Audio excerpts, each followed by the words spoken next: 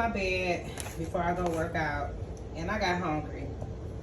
So I decided I'm going to make me some California style sausages and some fries. I don't know how I'm gonna feel after I eat all this, but I'm starving, my head hurts, and this is all I have to cook right now. So I'm gonna make sausages, so watch this. So I cut up my green peppers and onions. Now I'm about to add it to the pot. So I've added the sausage, so I'm gonna let this cook a little bit before I add the green peppers and onions. So I added the green peppers. Now I'm gonna add a bit of the green peppers and onions.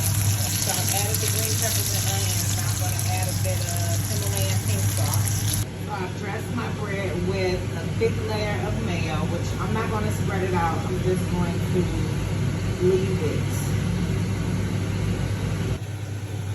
Look at that, y'all. Okay, so I'm waiting on my potato wedges to get done. But I just had to show y'all how deliciously beautiful this sausage looks. And voila, my plate is complete. Now it's time for me to watch some wealth mind building entertainment and eat my food.